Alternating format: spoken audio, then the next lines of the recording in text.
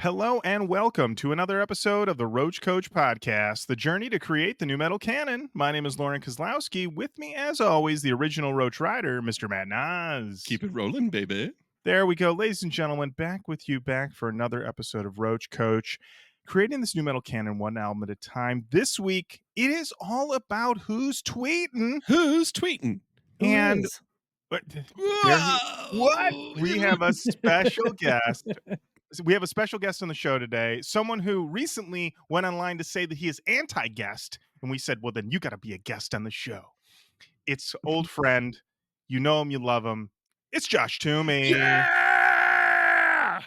It's me. Yeah, I laughed when you sent me the text, would you like to be a guest on Who's Tweeting? Because I'm very anti-guest now on the actual episodes with album episodes. So I think you found a loophole in getting guests on. There we go. Josh, we're so happy to have you on. We wanted to have you on for a couple reasons. One is for you to talk more about your anti-guest stance, but more importantly, on July 20th in Louisville, Kentucky, Headliners Music Hall, Louisville Loves Nu Metal Part 2 is happening. I'm going to be there. Matt's going to be there. And most importantly, you are going to be there, sir, on the stage. I am going to be there. I will be there repping I guess I'll be repping the Talk To Me podcast, but I'll also be repping the Roach. Yeah. Josh, we're so excited you'll be taking part in this event. I know there's, a lot of this is still being kept under wraps. No one knows the set list yet.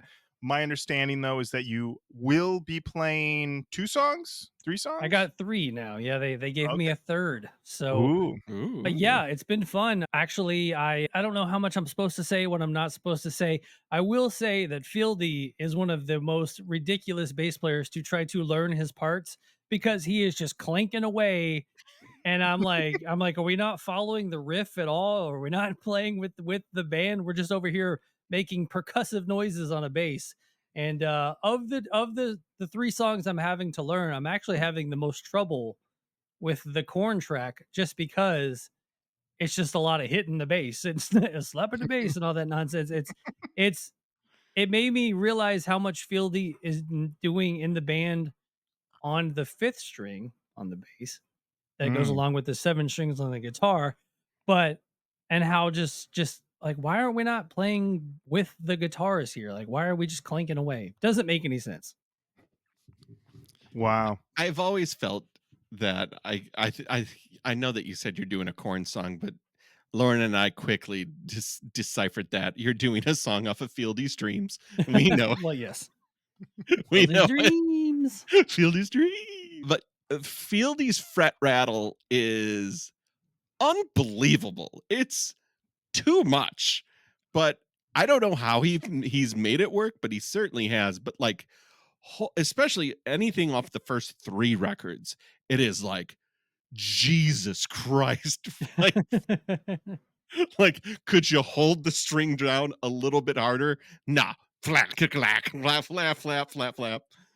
I know that Matt, you're a bass player, and I know you've probably looked at some tabs over the years. Of course. And so I was listening to what he was doing, trying to figure it out. I went to the internet, went to YouTube, and I started watching bass players playing Fieldy's tracks. And on a tab, it will give you the fret numbers 0, 1, 2, 3, and it'll give you an X if it's just hitting the bass, making just a nonsensical noise. And it's like X, X, X, X, X, X, X, X, X, 3, X, X, it's just like, and then so I'm like, this can't be what's going on. So I watched like 3 or 4 different YouTubers playing it. And then I was like, I'm just going to watch Fieldy play it and see what he's doing. So I watched like the Woodstock 99 stuff, and I pulled up all this, and he is literally just hitting the bass. Like, there's no rhyme or reason to what he's doing. And it's been driving me up a wall trying to play along with what's going on, because I want to play the guitar riff because they're awesome guitar riffs, but I'm supposed to be playing Fieldy's parts, and it's nonsense. It's just fucking muted slaps. Clank. Clank, clank, clank, clank, clank, clank, clank. I would tell you, if you gave me 4 months and $1 million, I couldn't play the bass line to Got the Life. There's no way I could play that. And that seems to be like the most clear-cut bass line. There's a true bass solo in that stinking song. And it's still like, I don't know, when he's like, like the boom, boom, get it on. Like when he's doing that out of that, it's just nothing but fret, nothing but hard slaps. And the 5th string, do you have a 5-string bass? We have a music store here that rents equipment, and they actually rent really good equipment and for a reasonable price. And so I've rented a 5-string. I got all the nonsense to go along with it because two of the 3 songs that I'm playing involve a 5-string bass. So I was like, well, guess I'm gonna go rent a bass. Yeah. Hey, Yeah, if you're playing a nu metal night, the odds are there's going to be a lot of extra strings at play. I'm sure the run at that music store when this was announced, he was like, "Oh, nu metal night's back." Get all those extra strings out of storage, you guys. Bust that Ernie Ball Music Man out. Let's go. I will say that I looked at a few different models of 5 strings while I was there, and Matt, you're the musician of the group here. Yep. And I like a lot of the 7-string guitars now they call it fan frets. They're not up and down. They kind of gradually fan themselves or whatever. So they actually had a 5-string fan fret bass. It looked like Deicide and Cannibal Corpse would be playing this thing. It was pointy and just gnarly Angular. looking. And is it an Ibanez? Who makes it? I'm not 100%. Very, very high probability that it's an Ibanez. But I picked it up and I was playing it and I was like, man, this is kind of cool, but it's still a little much, lot going on there. But I did not get that one. I just went for a nice Yamaha. Okay. But it's doing the job. I don't even know if I'll be playing this one live, but whatever. But it was just funny picking up a fan fret bass for the first time in my life and like just how ridiculous it felt that just had just the frets. It was a mess. So many. Dude, when you're like truly, Lauren, here's what you need to know about most bass parts in most popular songs. You need 2 strings tops. Like the other 2 strings superfluous. You really just need 2 strings. So to add a fucking 5th string onto that thing, to what end? I mean, I just love that he's got 5 strings, and it's like, well, what does he do with them? Well, he takes his whole hand and he just slaps, and he just beats the shit out of it. And there, we read his book on the show, and we know that for the first 20 years of his career, people would say, "Hey, you should do things this way," and he would say, "No." So, I mean, the idea that like when they made his tablatures, it was literally just like, they don't make any sense. Just put a bunch of X's and just get it out there. It makes total sense. He's following no rules. Hit in bars rhythmically. That's Fieldy's bass part. Well, it's funny as I am not a musician, or I should say not a guitar player. And, when I would think in my head of like, how would you play it? And it's like, well, you think like you hum it in your head. It's like, would you, but that's not how you do it. But then it seems like that's how Fieldy plays bass. He's literally like, like just, yeah, like the way that a non-musician would assume. Fieldy's like, that's how I play. That is actually how I play. That's how I play. Well, I mean, let's keep in mind well, it's funny though, when you think about it, the people who have replaced Fieldy live have been all the way up to Ryan Martini of Mudvayne, a master of the craft, a lauded bassist. Yes, all the way down to Rob from Metallica, his son, who's like Ty, who's what, 13? Yeah, he was like 12 or 13 at the time. Yeah, but he's also like a child prodigy. It's not like Ty Trujillo is a mess. But I mean, even Ra, who is in the band now, doing his stuff that was from like Suicidal and Infectious Grooves and all that nonsense. It's they've had some talented dudes take his place. Right. So yeah.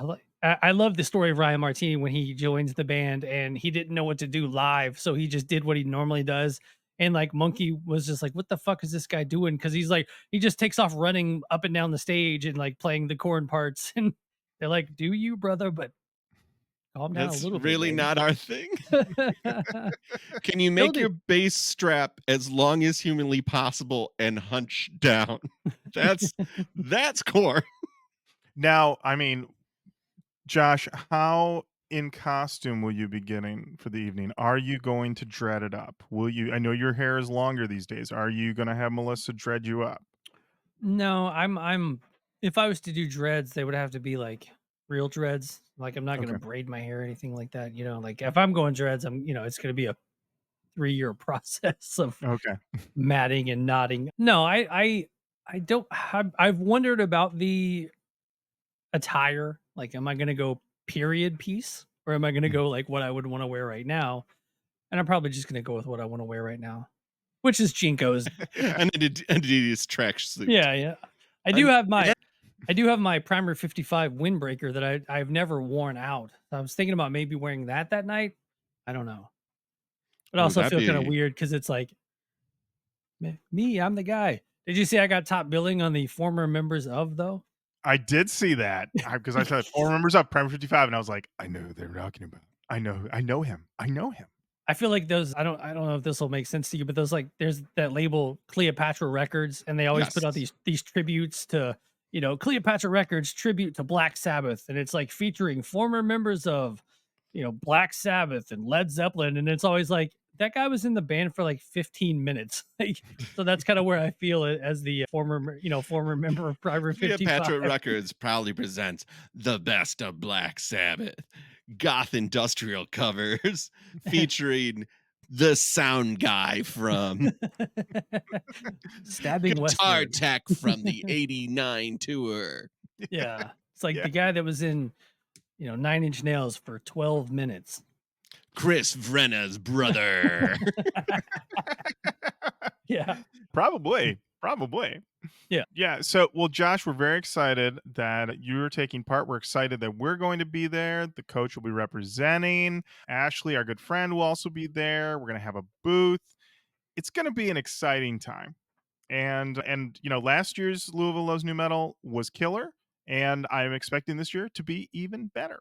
So are we going to announce my signing at your booth from like 7 to 8? Yeah. Josh is going to be at the booth. You can go and have your picture taken with him. He will shake That's your hand. $12. Oh, That's $12. Yeah. Handshake 5. Handshake is $5. Handshake's $5. Yeah, Good job. and he will give you and he will answer one question about anything, and that's $3. Yeah. So get your questions ready. You've got Q's, he's got A's. And it's going to be the night of nights. And Matt, this isn't going to be your first visit to Louisville, is it? Yeah. Okay. So it'll be Matt's first visit to Louisville. Just housing hot browns all day long. Just starting at 8 a.m. until the show, one after another. Hot brown me up. All right. So Matt is going to be tore up from the floor up. You'll be fucking sick as shit. You know how many hot browns I can eat from 8 a.m. to the show? One.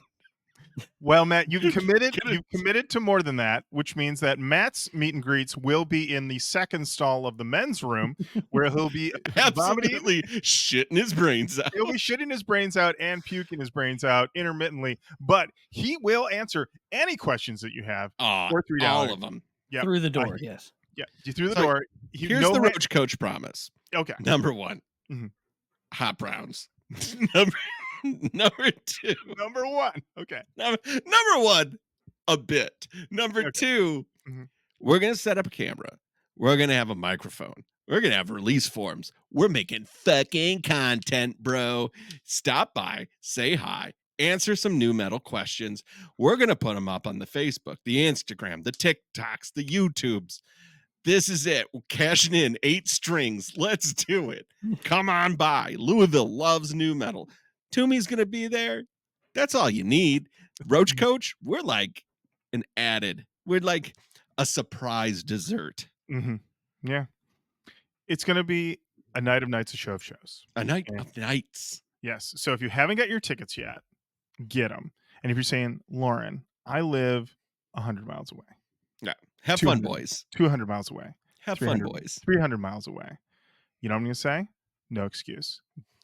They invented this thing. It's called a car. Get in it. Put Headliners Music Hall in your GPS. Pedal to the metal. See you at the show. Doors are at 7. See you at the show. There you go.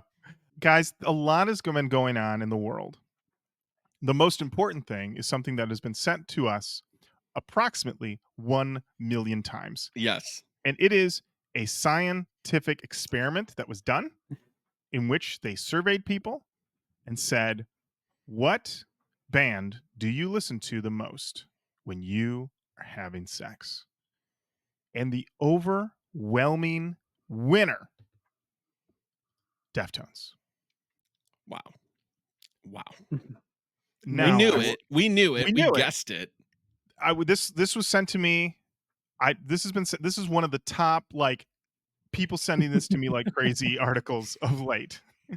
And I want to thank everybody who sent it to me. And I want to say that it was so funny how many they would send me from different metal publications posted about this, and nearly all of their headlines were some variation of, I'll just use the one from Metal Injection I have in front of me. Unsurprising. People like to have sex while listening to Deftones. That seemed to be the across the board. Who knew?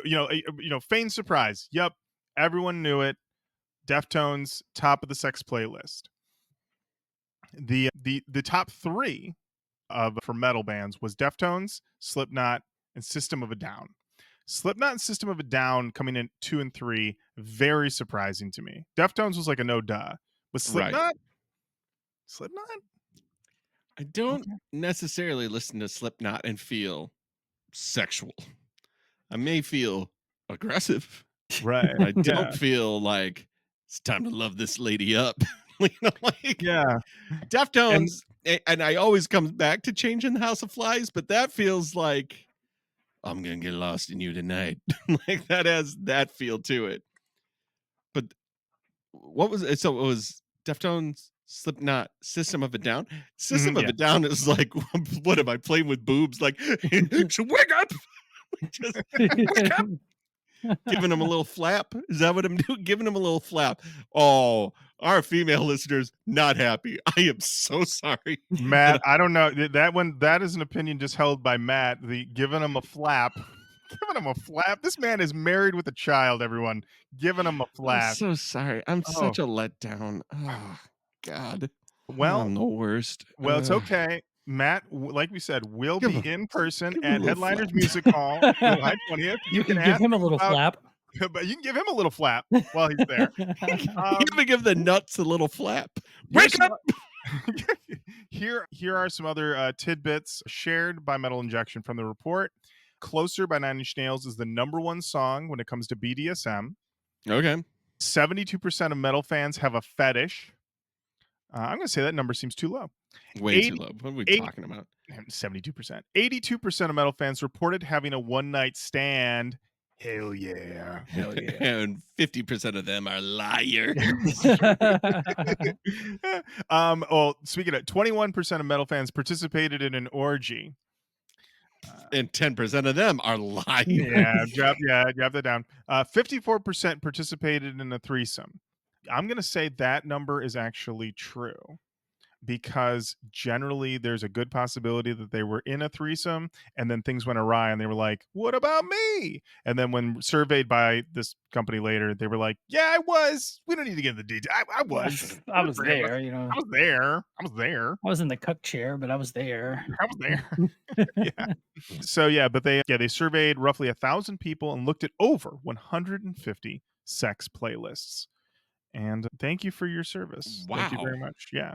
And thank I you, think everyone. the number that I'm more blown away by there is that there's over 150 sex playlists just on Spotify or wherever, just named sex playlist. Oh yeah. You can go to Apple Music, just type in sex playlist, and what's wild to me is, like, prior to this show, the word sex playlist had never entered my vernacular. Like, I'd never heard anybody say it. Mm-hmm. And then I believe it was the Deftones review, the first one, that sex playlist came up on this show, and we hooted about it. We thought it was an absolute hilarious idea.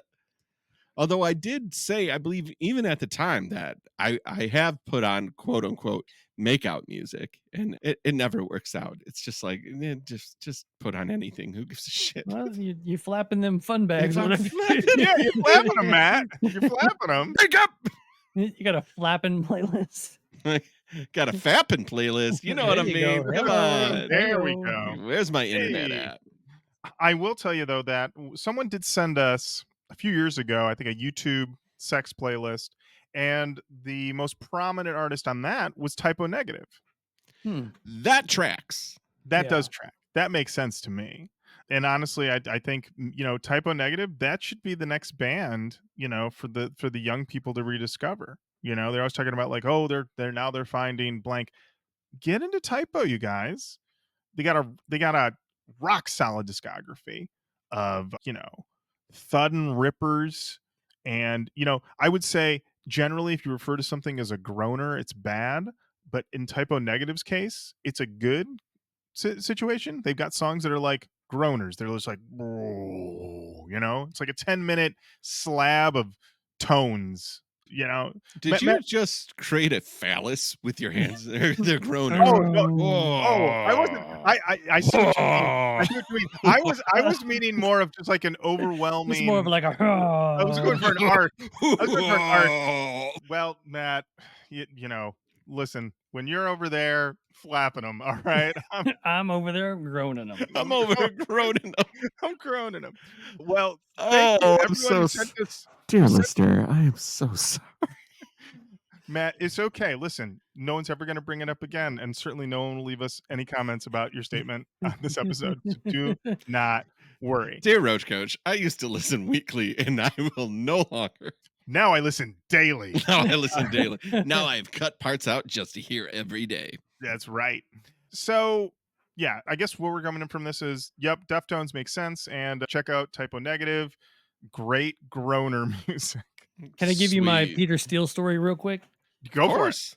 So, my friend of mine, Jeremy, who is a bus driver for tour, you know, drives tour buses for rock stars and country music and all that stuff. As a kid growing up, we went to the same high school, best friends, went to all the shows together, and we made it a point to meet all the bands together. We met, you know, Pantera together, we met Metallica together, we met all these bands together, and we were a huge Typo Negative fans. He got the Playgirl with Peter Steele on the cover. That was in, and you know, we go to meet Peter Steele. Jeremy has this, you know, magazine with him and gets it autographed. And he goes, "Peter, you're hung like a horse."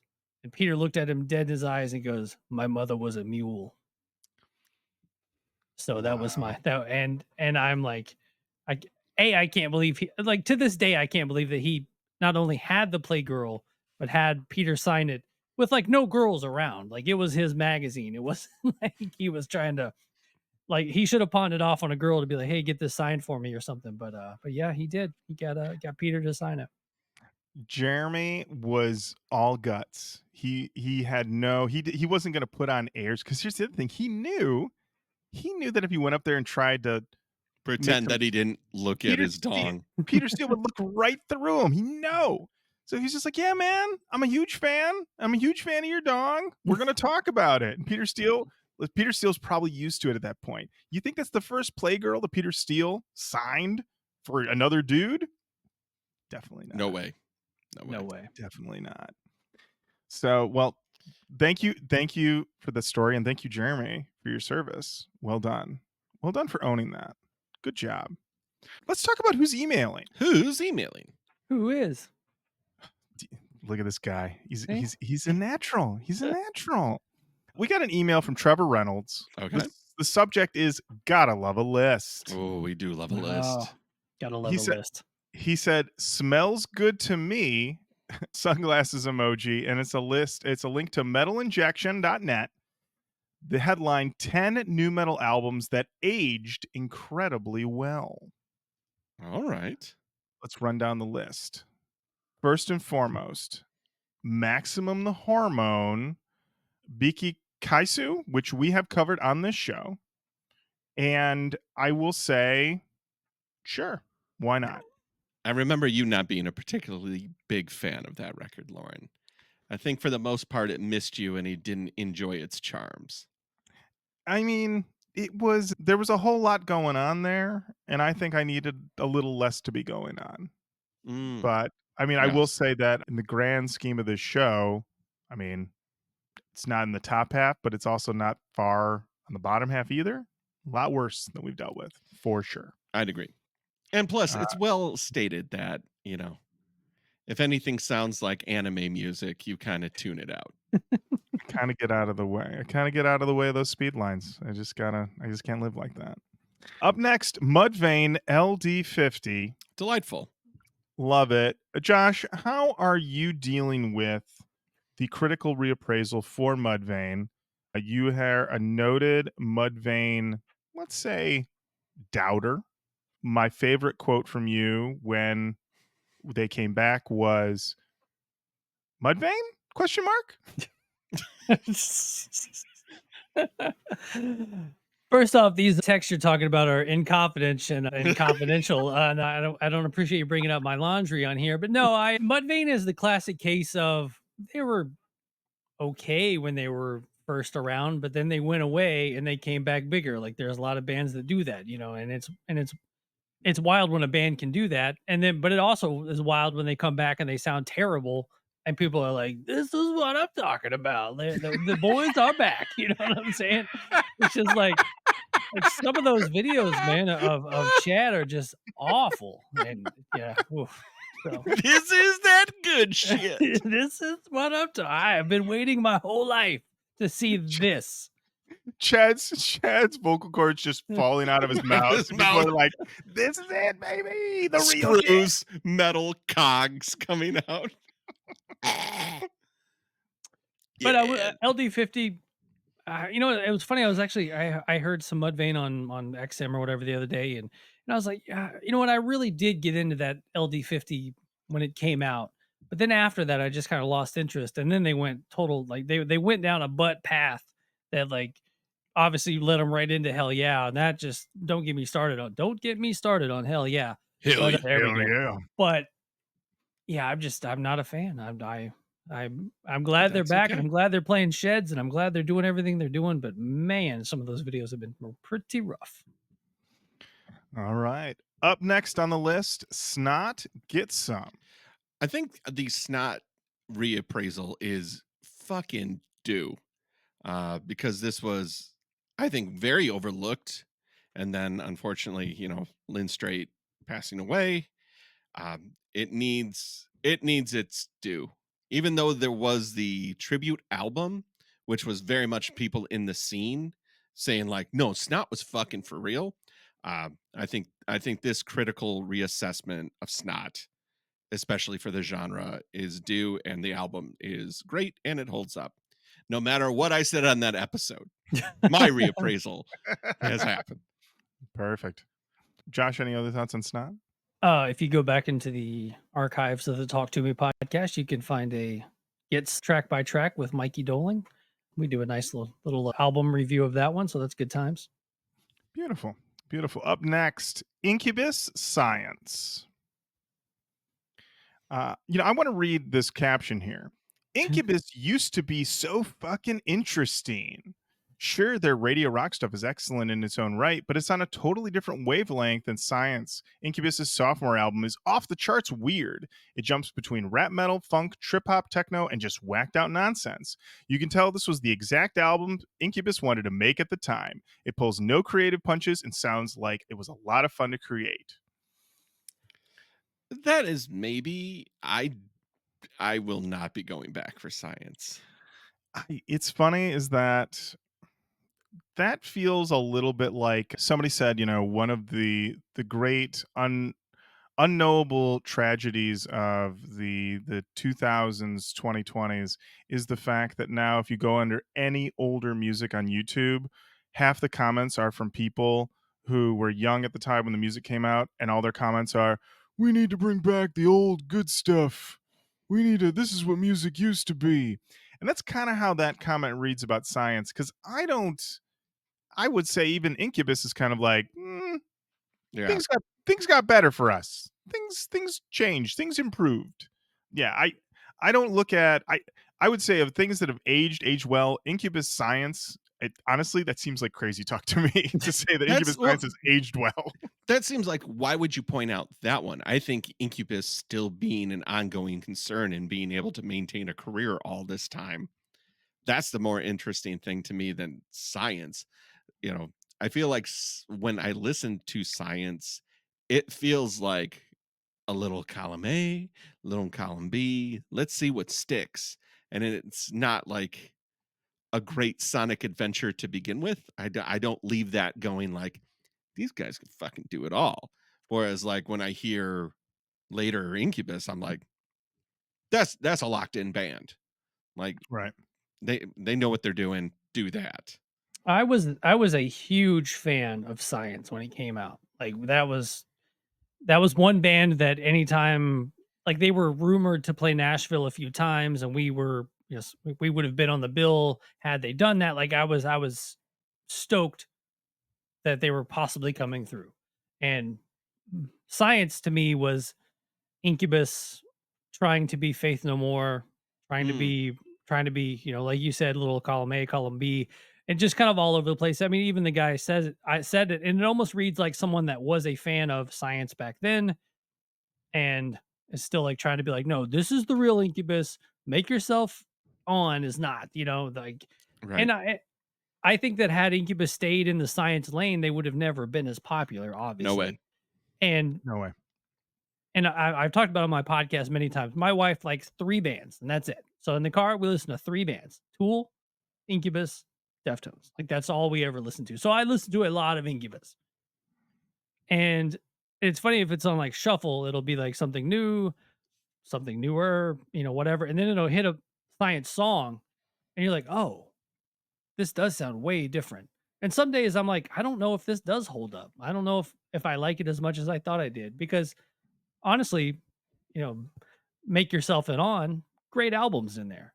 And they went in and they made good records. They didn't just, hey, let's be quirky and weird and play bongos and have dreads and all this other stuff. Mhm. They like went in and they fully admit that they went in to make songs that girls will come out to see the show and be on the radio and sell more records. Like, they don't hide the fact that they did that, and they did it.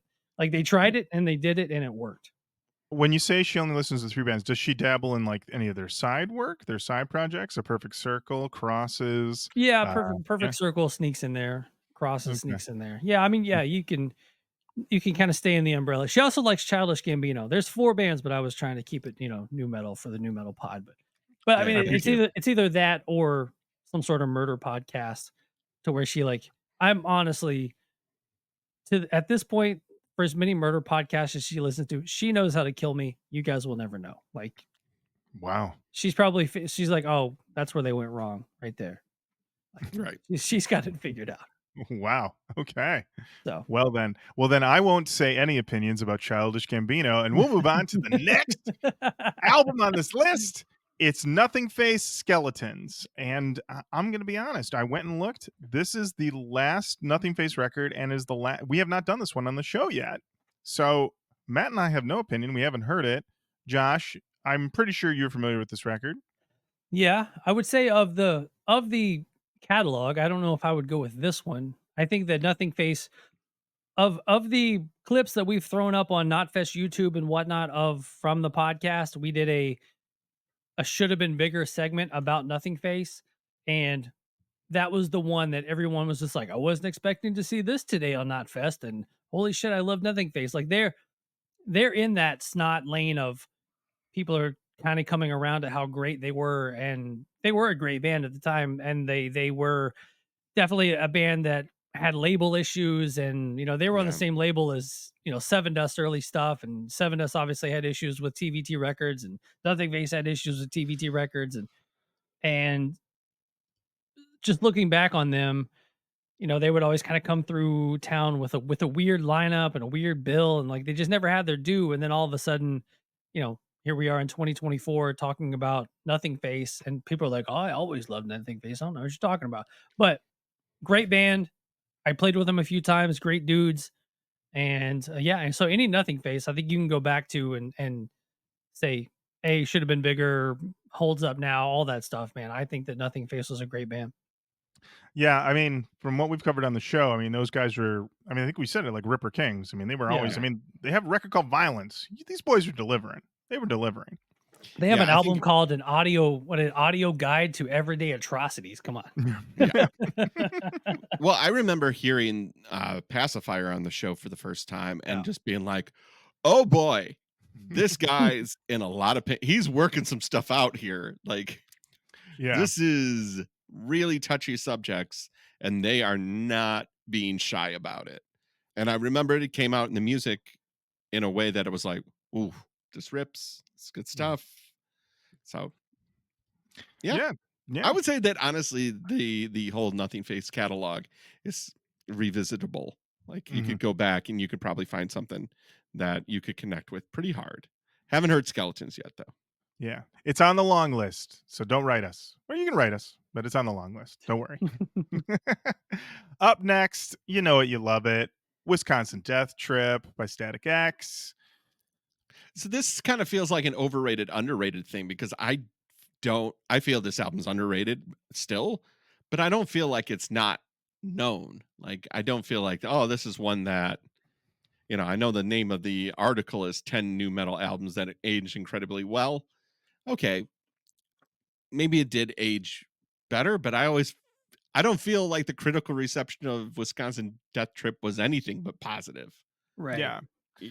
It feels like it was a record that came out. Everyone thought this thing's fucking killer. And and then basically just hung over their career for the rest of the time. Like, yeah, it's kind of you like, I recognize don't know, Wisconsin? like, yeah. yeah, it's kind of like being like, you know, Toxicity by System of a Down really's aged well. It's like, yeah, no shit. It's great. And so's Wisconsin Death Trip.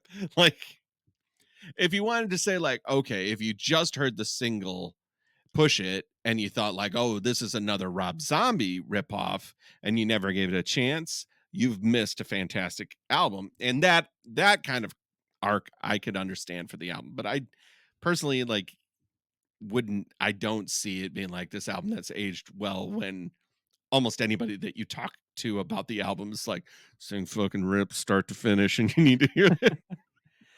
Static X to me is another one of those bands in the Mudvayne vibe that blew me away when they came back with, with Zero and whatnot. But how excited people were to go see Static X again.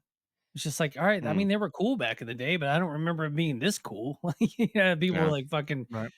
going crazy that they were gonna tour again and things like that. So it is wild to see. That's another band that's just wild to me that I remember seeing in small clubs back in the 90s and early 2000s that I didn't think I didn't feel like people were giving that much, shit about, all of a sudden being like, this is what I've been waiting for. Gotta hear that Static X live. Well, I think you that's also, most bands though. well, it feels also that might be part of it is that post-COVID, like we couldn't go to any shows, and then shows come back, and now it's like everyone has this sort of like lingering FOMO of like, I can't miss any more shows. It could happen again. Everything could Right. get shut down again. Or you know what? I mean, yes, somebody could die, and then you can never see them again. With the case of Static X, for some people, you're getting a second chance. You missed it. Yeah. You realized, hey, Wisconsin Death Trip, this album's aged incredibly well. Can I see this live? And then you go on the old go over to Goo News. Oh, the Goo Goo Dolls only exclusive news network. That's right. And Johnny Resnick will read you the Static X tour dates, and he'll let you know, and he'll say you can travel any way you want to the show, including taking a black balloon, but it's not advised. You should probably take a car, but and Or if you want, Or their creepy bass player could pick you up because I'm sure he's like Ubering or something right now. absolutely. Yeah. And then you just want to make sure that you slide over and leave a comment. I'm so proud of you. Thank you.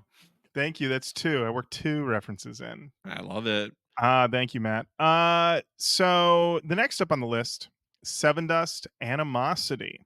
This was the first Sevendust record that we did on the show that got Sevendust songs into the nu metal canon.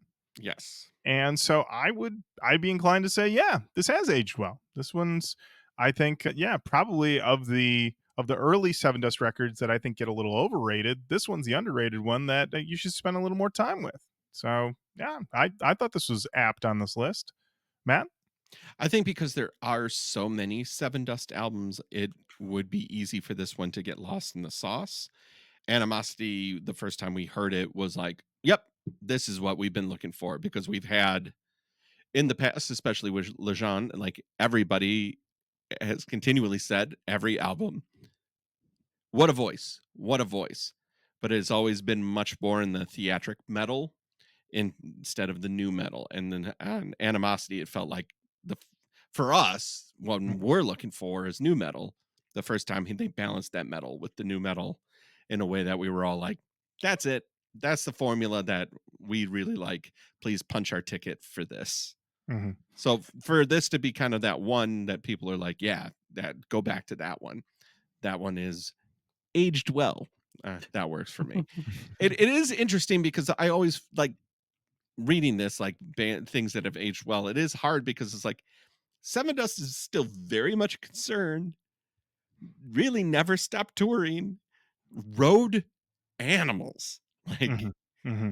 like truly, like Sevendust, Head PE, and Nonpoint are like three bands that I could be like, I think they're doing a show tonight. Like, Yeah. what are you talking about? So, Yeah. Yeah, if you were to tell me, like, yeah, the members of Sevendust and Nonpoint, they have a pretty good idea of what their family members look like, pretty good, I'd be like, yeah, that makes sense. That makes sense. They're road animals. They're road dogs. road dogs. Yeah. Yeah. Animosity, great record. So that's my 2 cents on that one. All right. Up next, Sunk Loto, Between Birth and Death. We've only done one Sunk Loto record on the show, and I believe it was an EP. I'll read the caption here that they wrote. Sunk Loto had a stranglehold on Australia's nu metal scene for several years, making a familiar style of rap metal deep into the 1990s. The band really solidified their sound on 2003's Between Birth and Death, though, blending nu metal with alt metal and cutting back on their hip hop influence. The result was finely crafted cuts like Everything Everyway and Starved. Check out Sunk Loto if you're unfamiliar. And I know this one has been recommended to us after we did the initial EP on the show, which I know we liked. I mean, I am a little interested in, though, that saying that they blended nu metal with alt metal and cut back on the hip hop influence, when I feel like that is kind of a key aspect at times to really amping up the nu metal sound. So, okay. Do you want to hear some? Let's hear some. Let's hear some. What song? Let's do it. Well, they suggested Everything Every Way. So Okay. yeah, that's a Deftones song. I mean, Was what are we this- talking about here? Steal Was from this like the fucking 2003? 2003. Was it 2003? 2003. Yep. So I mean, I was into that. It is stealing very liberally from Deftones, but yeah, I mean, steal from the best. I'm not It's mad also about got it. like a Finch vibe, and like there's yeah. like, that was an era. That was like a really short period of 2002 to 2004 where everything sounded like that. Yeah. It has, yeah. I would say the thing with that I think makes it stand against some of the more the emo aspect, though, is that like the insistent sort of groove. I always found that sometimes I listen to some of those Finch records or bands of that ilk, and I'd be like, can we get a consistent groove here? Can we? Is it possible? And they're like, we got to stop, we got to start, and we got to stop, we got to start. It's what we do. It's what we do. We live with our parents. It's what we do. And I was like, all right, okay, sorry I brought it up. Sorry about it up. See you guys. My dad gets pissed if we play 4 measures in a row. Listen, if he gets so mad, he wants us to stop and start. It's just what it's his house, his rules. You know how it is when you live with your parents. No rules, just right. Yeah. Up next on the list, Amen by Amen. And this is where I go, has it? You know what? I mean, we did Amen on the show, and there are certain bands that we do on the show, and I never forget them. I never forget their sound. I never forget certain things about it. That somebody says like, "Oh, you remember when you did?" And I'm like, "Oh, I'll never forget it." And then other bands, I forget them completely. They're gone. And then we'll bring them up and we'll be like, did we do them? And we both kind of commiserate back and forth. And I got to use this find and replay, the find feature in the list. With Amen, I know we did them on the show. I remember them vividly because I remember Casey Chaos, but I don't remember any of the songs. And the only thing I can remember is that Casey Chaos could not maintain equilibrium on stage. And all of the live videos, he's just falling down and falling down and falling down. So with this one, I can't remember if this is the record we did or not, but I have to say with you, Matt, like if you say so, I'm searching right now. This is the one we did. Yeah, we did do this one. This was episode 174. We did it October of 2019. And yeah, I have no memory of these songs, but I know that Casey Chaos, he can't stand straight. He will just flop right down. That's just what happens to him. Josh, how are you on Amen? I'm with you. Like I've heard Amen. I think I even saw them. It was the Livin' La Vida Loco tour with Cold Chamber, Machine Head, Slipknot, and Amen. But yeah, I don't remember much about them. This Seems list to to be the me kind of sounds consensus. like a little bit of like a try hard list. Like, you know what albums I liked in nu metal? I liked Right. I liked Amen, and I liked This Loto. this screams of the guy who goes, yeah, I'm a Bleach guy myself. That's Nirvana's best to me. Like, oh, okay, is it? Sure. You got it, bud. Whatever makes you fucking happy. Oh, I can't wait to hear Floyd the Barber again. What a track. I mean, honestly, I have met people who said that they thought Bleach was the best Nirvana album. Of course. Yeah, And always. And I really you turn your head a little bit and you look at them and you go, really? When all of us aren't here? Really? Okay. That's fine. Hey, man, right. different strokes for different strokes. I'm having a stroke. Different strokes for different folks. But, like, okay, sure. Matt, I know the reason that you're having a little trouble with the different strokes for different folks is that you're normally used to flapping them. You're not I'm a big flapper. Wake up! Yeah. Well, Matt, we'll take you home. The final album on this list is System of a Down by System of a Down. I'm fucking incensed. Holy shit. Hey, man, I know you had to write the article. I read what you wrote here. We're going to deviate from the rules for this list to give the spot to one of nu metal's giants simply because this album is so fucking brilliant and creative. Okay. You owned up to it because this, again, this was really well received when it came out. When this album came out, people loved it and couldn't wait for the next one. So when the next one came out, it went to number 1 and it made them superstars. Yeah. It's aged well. Yeah. But it launched incredibly well. Incredibly well. It wasn't like people were just like, oh, Sugar? Never heard of it. Not sure about that one. No, I'm sure that there is a legion of new System of a Down fans that went back and heard this album for the first time because there always is. I didn't hear Bleach when it first came out, never mind Hit. And then my friend said, hey, I have their first album on tape. You want to hear it? Yes, I did. So there's tons of people that do that type of thing. And you know what? There's probably a lot more than people who knew this album, but geez Louise, this was a critical darling. People were like, this is fucking great. They played the Sugar video forever on MTV2. I saw it like 40 times. It was on the box constantly. Yeah, it's just, I don't know. It's great. It's great. Anything to boost up System of a Down, I'm with. But boy, oh boy. There we go. Perfect. This was a System of a Down was a band that when I got we got like an early single of like Sweet Pea and War or something like that. And we played it in the van and we were like, what the hell is this nonsense? It's like circus clown music metal. It made zero sense to me. Yep. And I was like, I do not like this. This is not good. And then I saw them live. They were opening for Fear Factory on the Obsolete tour. a small club, and I was like, oh my God, this is like the most amazing band I've ever seen in my life. Then we went and saw them again the next night. That's because that's what you do when you're a teenager in your early 20s. You're like, we're just going to go follow the tour. So we went and saw him again the next night, and it was equally amazing. And Serge was had all the charisma in the world, and I was instantly a System of a Down fan from then on out. But yeah, I don't understand how this one wouldn't age well. It was fine when it came out. Like, Right. Right. so Listen, sometimes you just have a deadline and you pitched it as 10, and then you're sitting there, you just threw in amen, and then you realize that, wait, that's only 9. And then you scan your wall and you're like, I need a big name. I need a big name, but I can't put Slipknot. Everybody knows that record's good. No, yeah. System of a Down. Slide it in. Hit send. Go to bed.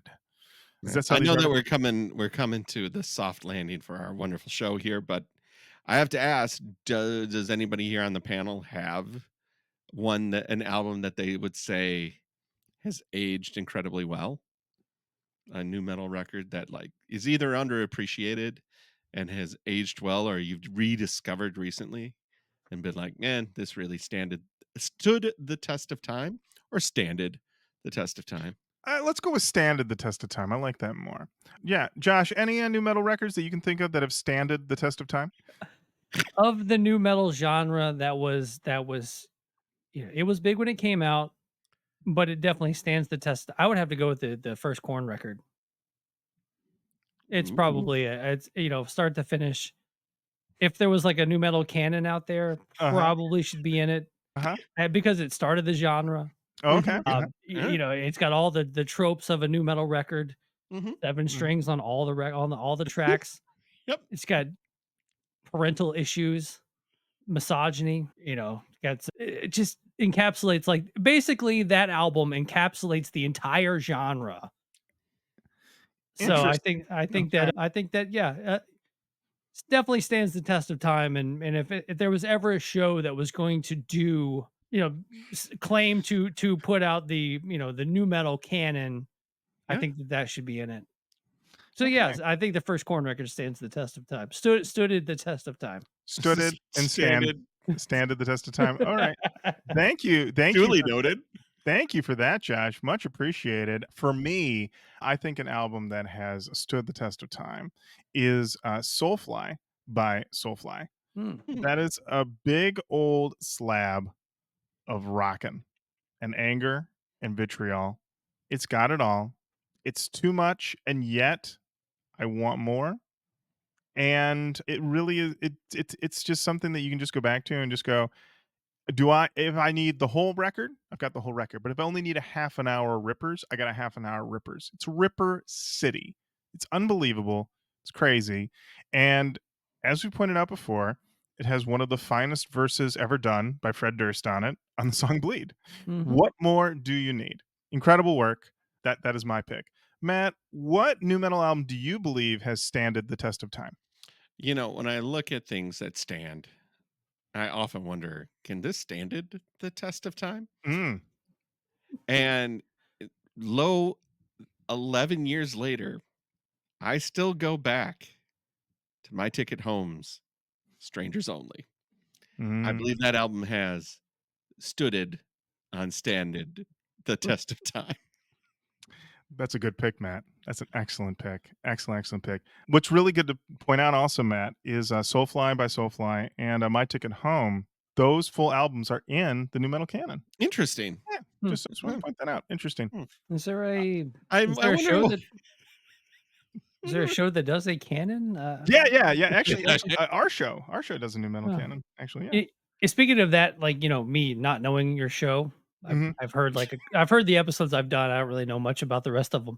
It's not worth it. But it is funny to me when I have had a guest on my show multiple times, and you guys will bring up a band, and you're like, never heard of this band. I wonder what they're about. I'm like, well, I guess they didn't listen to that episode. So We're real pieces of shit. We got it. We got to dive into those talk to me. Listen for a long time. I would dive into the archives and I listened to hours of you talk, Josh. And I think what happened is a certain point, was I think what it was is that you had become a guest in my mind, and then you were saying no more guests, and I was Oh. and I was like, maybe I've got to just push Josh out of That my was mind. like 2 weeks ago, dude.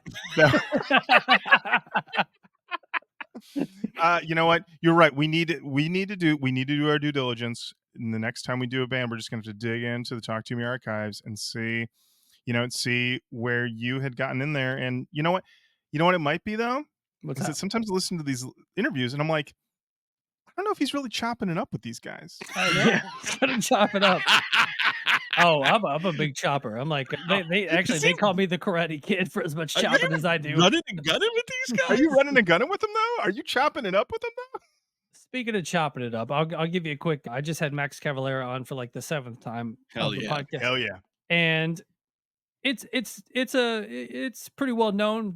Don't ask Sepultura questions. He will bring up Sepultura, but it's just like, hey, don't ask him. You know what I'm saying? So I'm like, cool, but it's weird too because we're mostly talking about like Sepultura re-records that he's doing, so it's kind of hard not to ask blatant Sepultura questions, right?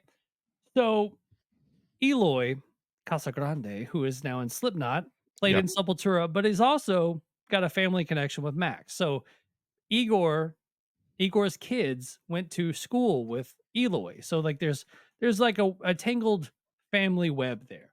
So we did like 35 minutes of, I mean, we're chopping it up. We're running and Just gunning. You got to We're- chop it up and run and gun. Yeah. We're laughing. We're having a good time. And I'm like, you know what? I'm going to ask him his thoughts on Eloy being in Slipknot because there's a connection there. And I'm like, hey, we know Igor. I even prefaced the question. I'm like, hey, if you don't want to talk about this, we'll leave it out of the episode. But I was like, what do you think? How do you feel about, another Brazilian being in Slipknot, with Eloy, knowing Igor's kids and blah, blah, blah. Like, do you have any connection with Eloy? And man, you could feel like just this tone shift in the interview.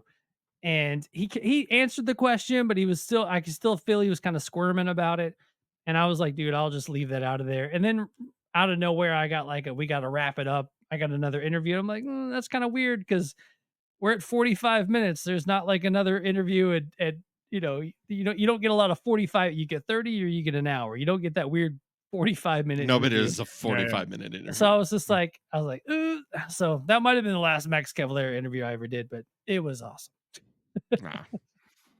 But I took all that out. I was like, all right, yeah, we're not doing this. Yeah, listen, you're in there, you're chopping it up, Chopping you're it up. running and gunning. You've Mhm. got to ask these questions sometimes. Yeah. You got to if you don't ask, you don't know. And now you know. He'd rather not talk about them. He'll talk around them. He'll talk on top of them, under them, but he won't talk about them. Duly noted. Now This we is know. the only other time that happened was my only interview with Rob Flynn. And that was like right after the big him and like Phil Anselmo were kind of going at it online. Mhm. And so, but Rob is was very good friends with Dimebag. So we were just kind of having we were just chopping it up at the end, running and gunning like we do. Yeah. And I asked him if he would, in Dime's memory, ever do like a Pantera tribute with the guys. And he truly stopped the interview and he goes, man, this was going really well, but let's not end it this way. And that was the first, like, this was just kind of like we did it over the internet, but it was like it was still only audio only. And he was recording his own audio on his end because that's like when he first started getting into podcasting. So he was like, I'm going to do my own audio and I'll send it to you when I'm done. I was like, okay, that sounds awesome. So we do all this. And then he was like, do you have one last question so we don't end it on like a sour note? And I asked him about the Burn My Eyes video. And I was like, hey, did no one ever tell you that your nose ring was crooked like during the filming? And he started laughing and then whatever. But when he sent me his audio, that whole Phil Anselmo thing was clipped out. Like he clipped it himself. Like that he pulled that. I was like, damn, he was adamant about that not being in there. Wow. Wow. Wow. Well, there you go. Well, he was truly chopping it Yeah, he up. truly chopped it up. As He chopped as you can cut get. it out. Yeah, that's right. That's right. Well, Josh, there's only one way to close out an episode of Roach Coach, and that is with Chad Radical's Rippers for Roaches. Rip. Ooh, I like Who that. knows? I was like, I wanted to be like chopping it up, but also ripping. I don't know, man. I don't know. Chad It's Radical, my new Instagram friend that we DM now. So He's awesome. He's great. we're He's bros. the best. We've been working through this list. And this week, Matt, we have another band who's has a slightly unpronounceable album title or Yep. song title, which I'm gonna say is NTCP. Let's go with it. And the band's name is Asper X and Control Plus Freak. I want to say, I'm going to paraphrase something that my dad would say if he heard this song. He would say, I don't know what this guy's saying, but it sounds like trouble. Oh. That And does sound like some trouble. yeah, that definitely sounds like, there's a lot of the come get some hands going on with those Oh, yeah. verses. Like I could imagine there's a music video with this that he's saying to the camera, come a little closer, because I'm about to fuck your shit up. Yeah. And I was into it. I was into it for the most part. I was definitely hoping for like a bigger drop, but I was on the vibe. I was on the ride. I was Yeah, all right with it. like the riff. Some of the verse contextually, it was hard to, surmise exactly what was going around. Definitely had a fuck around and find out feel to it. But I would imagine this is Russian. If it is not, I apologize. It did, come on. So I've already done the flappers. Let's just go full bore. Yeah, I didn't like it a lot because I did want it to be. I didn't expect it to drop into kind of a softer chorus. I expected it to go a little bit harder, but it had a good chug, had good propulsion. Definitely, these people seem certainly aggressive. Mhm. Absolutely. Josh, how'd you feel about this one? Not a fan. I need to hear more. Maybe not for me. All those good Jenny isms. Got to bring some of those back. It just Yep. wasn't for me. But it's very American of me to say, but it's tough for me a lot of times to get into foreign language bands that aren't called Rammstein. But like for the most part, because I think it's because you almost your brain wants to take what you're hearing and turn it into whatever English it is. And so Mhm. I was just like, never what? Like I'm just trying to place English words into whatever he was saying. So I mean, he could have had some "come get me" hands, in the wise words of Mr. Kozlowski, probably up to some trouble. Mhm. Might be up to something. Well, thank you so much, Chad, for sending that over to us. More rippers to come, coaches. And that does bring us to the end of another episode. Thank you so much for listening. Keep on saying hello to us online: Facebook, Twitter, Instagram, YouTube, TikTok. We're on all those. Send us an email, roachcoachpodcast@gmail.com. Of course, check out Talk to Me, Josh Toomey. That's me. You're more than weekly. You're like every other day. Like how you are just a posting machine, sir. The show is now every other Friday. Okay. It's been like that for a while. You post a lot. It does. I do post a lot. I